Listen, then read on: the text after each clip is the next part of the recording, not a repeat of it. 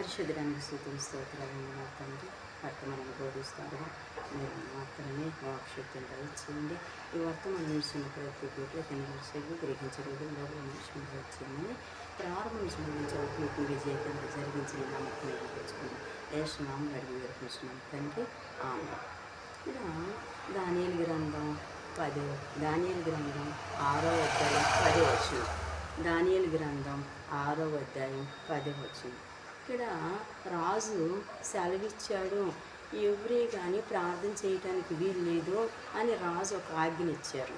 కనుక దానియేలు అయితే ముమ్మారు 3 సార్లు మోకాళ్ళ మీద ప్రార్థన చేయటానికి నిర్ణయించుకొని ఆ యొక్క దానియేలు ఆ ప్రార్థన చేసే సమయాన్ని వదిలిపెట్టకుండా రోజు డైలీగా ముమ్మారు ప్రార్థన చేస్తూ ఉన్నారు దానియేలు.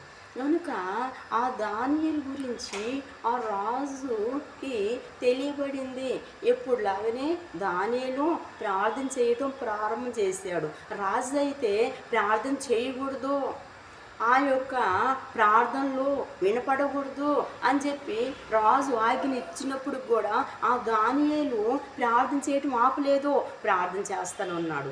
కనుక ఆ ప్రార్థన చేసేది రాజుకు తెలియబడింది. కనుక ఆ రాజు వెంటనే ఆ యొక్క సైనికులు పంపించి ఎవరైతే ప్రార్థన చేశారో వాళ్ళని పట్టుకొని సింహాల గృహాలు వేయాలని ఆ రాజు ఆజ్ఞాపించాడు. అదే సమయంలో ఆ యొక్క దానియేలుని ఆ ప్రార్థన చేయటము అక్కడ తెలియపడింది. గనక ఆ దానియేలు పట్టుకొని ఆ సింహాల గృహాల్లో వేయటం జరిగింది. గనక దేవాది దేవుడైన ఆ దేవునికి దానియేలు నిర్దోషిగా ఉన్నాడు. దానియేలు ఎంతో యథార్థంగా ఉన్నాడు, నీతిగా ఉన్నాడు.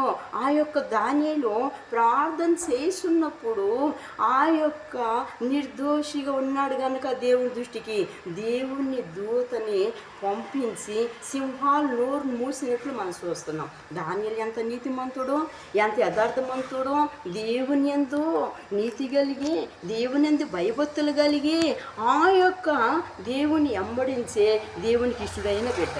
ఆ రోజుల్లో ఆ దానియేలు ఎంతగానో ప్రార్థన చేశాడు. మనం కూడా అట్టి సమస్య వచ్చినప్పుడు, కష్టాలు వచ్చినప్పుడు, బాధలు వచ్చినప్పుడు దేవుని విడిచిపెట్టకుండా దేవుని దృష్టికి నిర్దోషులై మోకాళ్ళ మీద ముమ్మారుగా ప్రార్థన చేసినప్పుడు అట్టి సమస్యల నుంచి మనం విడుదల పొందుకుంటామని, ఎంతో ఆత్మీయతలో ఎదుగుతామని, ఎంతో గుణవతులుగా ఉంటామని, దేవుణ్ణి ఆ మార్గంలో నడుచుకునే వారిగా దేవుళ్ళ బలపరచబడి ఆ యొక్క దేవుని నీతి మార్గంలో కొనసాగుతామని దేవుడు తెలియపరుస్తున్నాడు. కనుక మనము కూడా ఎంతో బాధ్యత కలిగి, భారం కలిగి, ఆ యొక్క దేవుని దృష్టిలో ఆ యొక్క యథార్థత కలిగి, నీతి కలిగి దేవుని అమ్మడించేవారిగా, దేవుని స్తుతించేవారిగా దేవుడు కోరుకుంటున్నాడు. కనుక దేవుని దృష్టికి ఆ యొక్క నిర్దోషులుగా మనం కనపడిన ఆ దేవుడు నమ్మదగిన దేవుడు కనుక మన పక్షం గుండి అద్భుతమైన కార్యాలు చేసే దేవుడు కనుక లోకాశ నేత్రాశ జీవుడంబలికి వేరై జిగటి గుంట నాశన పరి ఊపి నుంచి వేరై దేవుని అంబడించేవారిగా, బహునీతి కలిగి దేవుని స్తుతించేవారిగా ఉండాలని దేవుడు కోరుకుంటున్నాడు. ఈ చిన్న మాట దేవుడు దించుకున్నాక ఆమేన్. పరిశుద్ధుడానికి స్తుతులు స్తోత్రాలు వందనాలు తండ్రి. ఈ సమయంలో నాయన దానియేలు గురించి మాకు బహుసూటిగా తేటగా మీరు తెలియపరిచినందుకు స్తోత్రాలు తండ్రి. దానియేలు అయితే ఎంతో ముమ్మారు ప్రార్థన చేశాడు, నీకు ఇష్టలుగా ఉన్నాడు, నీ యందు భయభక్తులు కలిగి ఉన్నాడు.